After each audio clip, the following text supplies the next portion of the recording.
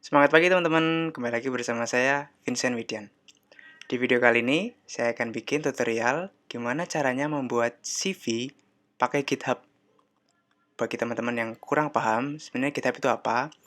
GitHub setidaknya ya adalah sebuah laman bagi mungkin teman-teman coder atau teman-teman programmer sudah banyak menggunakan ini untuk menyimpan coding-codingan, tapi fundamentalnya adalah sebenarnya ini adalah laman untuk version control seperti itu teman-teman. Ketika teman-teman punya punya coding yang akan terus berkembang, nah ini dan bisa untuk kolaborasi dengan orang lain, biasanya orang-orang akan pakai GitHub. Nah, saya akan bikin tutorial ternyata bisa loh kita buat CV dari GitHub. Caranya seperti apa dan ternyata ini adalah interaktif dan interaktifnya seperti apa. Nah, coba kita langsung uji coba ya. Di deskripsi saya udah kasih teman-teman linknya untuk coding untuk code-nya dan kemudian untuk bahan-bahannya. Teman-teman yang diperlukan untuk membuat GitHub pertama adalah mempunyai akun GitHub itu sendiri ya. Bagi teman-teman yang jarang atau mungkin belum mendengar GitHub, coba mungkin cari tutorial di Google atau tempat lain bagaimana cara pembuatan akun. Sebenarnya tidak susah ya, hanya langsung ke laman GitHub, sign up, kemudian teman-teman sudah akan nanti punya akun GitHub dengan email saja seperti itu. Nah, pertama mungkin akun GitHub teman-teman akan seperti ini. Teman-teman harus klik ke kanan atas ada lambang logo kita, kemudian ke your profile atau ke profile teman-teman. Nah, ini adalah hasil jadinya teman-teman. Nanti teman-teman hasil jadi untuk membuat di GitHub itu adalah seperti ini. Tapi nanti ketika teman-teman klik link yang saya kasih di deskripsi, mungkin akan langsung ke repositorinya atau sebenarnya adalah foldernya gitu, folder yang berisikan kode-kode yang saya kasih. Nah, seperti ini teman-teman harus simpan dulu ya dengan cara klik kode, kemudian klik download zip. Nah, ketika sudah di-download nanti teman-teman pastikan filenya ada ya. Kemudian setelah di-download, setelahnya ini saya akan hapus dulu, tapi teman-teman tidak perlu mengikutinya karena teman-teman akan baru pertama kali punya seperti itu dan tidak akan terjadi error. Tapi buat saya yang sudah punya, ini saya akan hapus dulu punya saya supaya nantinya nggak menjadi error karena ini hanya satu-satunya bisa dibuat ya teman-teman dari akun GitHub, tidak bisa dibuat untuk dua laman seperti itu. Nah, teman-teman ke profile dulu. Ketika sudah tadi kita pastikan untuk download codingannya, teman-teman ke your profile. Nah, teman-teman akan punya seperti ini paling, dan mungkin ada yang sudah banyak isinya, ada yang belum. Nah, seperti itu kita bisa tambahkan repository atau tambahkan folder yang kita mau buat. Kliknya adalah di klik plus ini, kanan atas, klik plus new repository ya. Nah, caranya supaya repository itu ada di saat halaman kita di awal, itu adalah menyamakan nama repository dengan nama kita di sini. Di sini ada tulisan owner, Vincent Widian.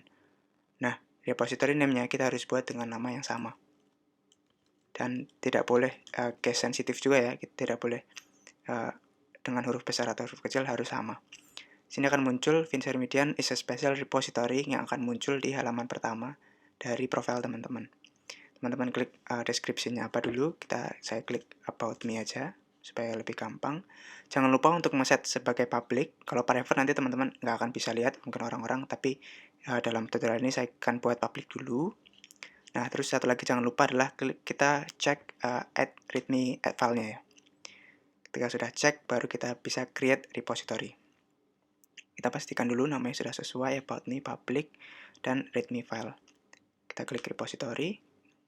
Nah, ini kita akan membuat folder tempat kita men-store codingannya. Kemudian tadi ingat teman-teman kita mendownload filenya saya, dan di sini kita lebih baik kita import dulu bahan-bahannya. Bahan-bahannya adalah logo-logo dari akun sosial media sebenarnya ya. Tapi kita upload file dengan cara klik add file, kemudian upload files. Nah, di sini tadi teman-teman buka zip-nya. Nah, zip-nya ada dua isinya, folder img dan folder readme. Yang folder img ini kita drag aja ke dalam GitHub-nya. Ini adalah isinya logo-logo dari Twitter, GitHub, Instagram, dan YouTube ya, dan Instagram juga ya, tadi LinkedIn juga ya. Setelah clear semua tidak ada progresnya, kita commit change atau sebenarnya adalah menyimpan perubahan adalah commit, kita commit perubahan yang kita tambahkan, yaitu adalah menambah file tadi. Ketika sudah selesai filenya, sebenarnya teman-teman ketika lihat ke profile, teman-teman sudah akan terlihat di sini tulisan header. Ini adalah folder readme tadi, bukan folder img, tapi ini adalah file readme-nya, dan isinya cuma header. Cara mengubahnya adalah kita mengklik di sini ada tombol pensil ya, bagian kanan atas, kita klik aja. Nah, di sini adalah laman kita mengubah codingan dari tampilan laman awal teman-teman ya. Tadi ingat teman-teman kita download file readme-nya. Ini teman-teman bisa buka, ini memang .md, ini adalah .markdown isinya. Sebenarnya adalah text file, tidak ada bahasa tertentu. Teman-teman bisa buka dengan menggunakan notepad, seperti itu nggak apa-apa. Kemudian ini sudah saya buka, kemudian kita Ctrl A, langsung kita Ctrl C dulu aja supaya nanti kita memahami isinya. Sebenarnya di sini sudah ada teman-teman, di sini sudah ada isi dari awal laman teman-teman, kita bisa ubah. Kita harus hapus dulu di bagian sini ya. Nah, ini sebenarnya kita bisa langsung isi ya teman-teman ya. I'm currently working on, misal teman-teman masih job seeker ya, klik job seeker, atau sudah bekerja di mana perusahaan, boleh dituliskan, boleh tidak, terserah teman-teman. Kemudian karena tadi saya sudah punya codingannya, sebenarnya tidak perlu mengisi yang ini, atau teman-teman bisa explore sendiri tidak apa-apa, tapi menggunakan data saya, kita delete aja. Nah, ini kita sudah masukkan codingan punya saya, tinggal teman-teman nanti ubah sesuai kebutuhan teman-teman masing-masing. Bagi teman-teman yang belum tahu apa itu bahasa markup, ini saya jelaskan sedikit aja. Bahasa markup itu adalah text language yang digunakan kebanyakan di web seperti itu ya. Dan isinya pertama di sini adalah highlight H1, atau ini adalah tagger. Di sini adalah yang menandakan kalimat ini merupakan kalimat yang bold dan punya size yang paling tinggi ya.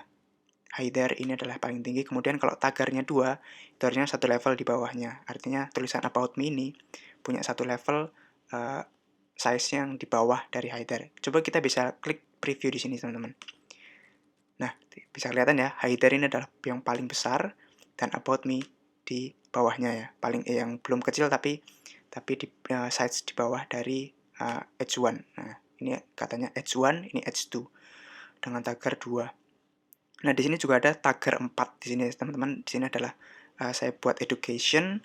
Di sini taggernya 4. Jadi kita bisa lihat nanti di sini dan di sini dengan bold tapi size-nya lebih kecil daripada size yang kedua ya, H2, dan lebih kecil lagi daripada size yang H1. Sebenarnya isinya hanya itu teman-teman, nggak masalah ketika kita hanya menuliskan kalimat-kalimat atau mungkin pernah bekerja di mana atau pernah experience di mana, seperti itu. Sebenarnya tidak perlu terlalu mengerti tentang markup language, hanya tinggal mengedit-edit aja dari data saya. Nah, kemudian yang satu hal yang bikin saya amazed dengan CV ini juga ternyata bisa dilakukan dengan interaktif. Gimana interaktifnya? Ternyata kita bisa menginjek sebuah kata atau sebuah kalimat itu dengan sebuah link. Contohnya teman-teman di sini di awalan pertama saya klik, saya tuliskan Vincent Widian, itu bisa saya klik ya di sini. Vincent Widian bisa saya klik dan menuju suatu link tertentu. Dan nanti setelah kita meng-save as-nya sebagai PDF file, itu juga masih bisa diklik ya teman-teman. Dengan cara ini harus kita taruh ke parenthesis ya. Kemudian link yang kita mau inject itu kita taruh di setelahnya dari kata itu, kemudian ditutup dengan tutup kurung buka. Contohnya di sini saya mengassign Vincent Widian dengan link YouTube saya. Dan seperti itu pula dengan nama-nama yang lain ya, Huawei sepertinya. Terus kemudian Universitas Gadjah Mada, saya pernah bersekolah di sini, saya tuliskan di sini sebagai link yang bisa diinjek dengan ugmac.id. Seperti itu pula ke bawah, teman-teman bisa kreasikan sendiri. Kebutuhan teman-teman pasti berbeda, dan tahun-tahun ataupun semua isinya pasti akan berbeda. Teman-teman bisa kreasikan secara bebas. Nah, kemudian kita lihat yang paling bawah, teman-teman. Di sini memang sebuah kata, hanya kata saja ya. Tapi setelah work experience, saya masukkan di sini adalah language and tools, dan isinya di sini adalah sebuah icon-icon ya. Yang mana sebuah icon ini juga bisa diklik sebenarnya untuk ke laman tertentu. Tapi gimana cara membuatnya? Pasti teman-teman juga punya language yang berbeda-beda ya. Pasti nggak hanya menggunakan Python, nggak hanya menggunakan JavaScript atau menggunakan framework Tableau atau Power BI, pasti berbeda. Dan cara mengeditnya, pertama teman-teman di sini adalah ke bagian language and tools. Di sini sebenarnya adalah lebih ke bahasa HTML, tapi cara gampangnya ini adalah sebuah logo yang di-assign di bagian kiri dengan nama MySQL pertama, dengan width-nya adalah 30 pixel. Nah, teman-teman yang perlu ubah di sini adalah source file-nya. Source file logo atau icon dari language yang teman-teman pakai. Contohnya teman-teman di sini saya pakai Excel misalkan, boleh saya masukkan Excel di sini dan saya ubah di sini adalah source-nya di sini kita ubah dengan source logo atau icon dari Excel. Cara dapatnya gimana? Sebenarnya teman-teman bisa langsung ke website manapun yang ada logo Excel-nya. Contohnya saya menggunakan Google Pay. Teman-teman klik kanan aja dari logonya di sini, jangan lupa ya di logo besar ini. Kemudian copy image address. Setelah copy image address, teman-teman bisa langsung mengganti ya yang ada di tanda petik ini, ganti dengan logo tadi yang copy address tadi yang sudah saya kopikan. Di sini karena filenya sama, jadi sebenarnya tidak masalah. Nah, kalau ingin menambah language atau menambah tools yang teman-teman pakai, teman-teman bisa langsung copy aja dari kiri sampai web dev ini ya. Teman-teman bisa copy ke bawah, kemudian ganti namanya sebenarnya tidak masalah. Kemudian yang penting ganti source-nya, dan mungkin bisa diubah width-nya ya, bisa diubah juga width-nya. Ini lalu kemudian kita lihat lagi preview. Di paling bawah ada Connect with Me. Ini isinya adalah icon sosial media dan di-assign dengan sosial media saya. Yang mana nanti interaktifnya kita setelah kita membuat PDF filenya, kita bisa mengklik juga dari icon-icon ini dan langsung menuju ke link sosial media akun saya ya. Nah, cara mengubah mungkin supaya menjadi link sosial media akun kalian adalah pertama, kita ke bagian bawah, Connect with Me di sini. Tidak perlu mengubah dari YouTube Lite di sini di depan, tapi yang perlu diubah adalah HTTPS sampai ke sebelum tagar GH ini teman-teman ya. Misalkan teman-teman punya akun YouTube, tinggal di copy ke akun YouTube teman-teman. Misalkan punya saya akun YouTube-nya saya copy, kemudian saya ganti di sini ya. Di sini. Oke, seperti itu. Teman-teman tinggal ke laman di mana akun sosial media profile teman-teman ada, kemudian copy linknya, kemudian ditaruh ke source di sini ya. Ketika udah semua, pastikan sudah nggak ada error, sebenarnya sudah nggak terlihat ya. Tapi kita klik preview aja, dan ini sepertinya berjalan dengan baik, tidak ada keanehan. Kemudian bisa langsung kita commit change, atau sebenarnya kita assign, kita save penyimpanan kita. Nah, ketika sudah di save, ini sebenarnya sudah jadi dari CV-nya kita teman-teman. Isi dari CV-nya kita sudah terassign, sudah ada di folder, ada di profile. Cara mengeceknya adalah kita klik kembali ke profile atau klik di paling ke kanan atas ini, kemudian klik your profile.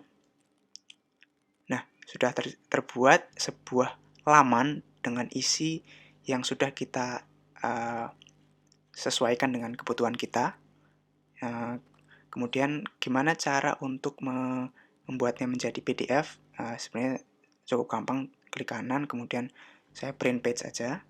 Saya print page, di sini sudah langsung terbuat. Kita lihat di sini ada gambar saya, kemudian ada tulisan-tulisannya. Tapi yang perlu teman-teman perhatikan di sini, kita lihat ternyata page-nya kurang besar ya teman-teman. Bisa lihat ini work education saya hanya sampai sini, work experience bahkan di bawahnya lagi tidak terlihat, dan ini menjadikan 4 halaman. Padahal yang saya mau mungkin hanya 1 halaman atau 2 halaman aja ya. Teman-teman bisa ubah ukuran kanvasnya. Di sini paper size-nya diubah. Saya biasa pakai tabloid, dan Voila sudah terbuat CV-nya di sini sebenarnya. Lalu kita save as di sini secara PDF. Jangan lupa mengubah namanya di sini.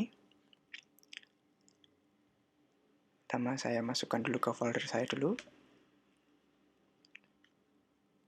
Oke, saya masukkan, klik save as saja. Dia akan preparing, memproses, memprint page-nya, dan kemudian ketika saya buka file saya, sebentar. Di sini sudah ada file PDF, langsung kita buka. Ya, dan sudah ada CV-nya ya sebenarnya. Sebenarnya sebuah laman page yang di print, tapi bisa kita gunakan sebagai CV, mungkin nanti teman-teman bisa ubah sesuai kebutuhan masing-masing ya. Dan ini ada 2 halaman, teman-teman kalau misalkan hanya butuh 1 halaman, teman-teman bisa split nanti dengan menggunakan tools di internet banyak ya. Dan itu teman-teman yang mau saya kasih info ke teman-teman bagaimana cara membuat CV dengan menggunakan GitHub CV interaktif. Interaktifnya apa? Teman-teman bisa klik di sini, ternyata Universitas Gadjah Mada, kita bisa klik, dia akan masuk ke Universitas Gadjah Mada. Kita bisa allow, nanti akan masuk ke laman yang kita injek tadi ya. Dan seperti itu, terima kasih yang sudah menonton. Teman-teman bisa langsung tanyakan aja kalau misalkan ada pertanyaan. Bisa share juga kalau misalkan ada yang mau saran konten apa yang bisa saya buat. Seperti itu teman-teman, tunggu di video-video selanjutnya ya. Terima kasih.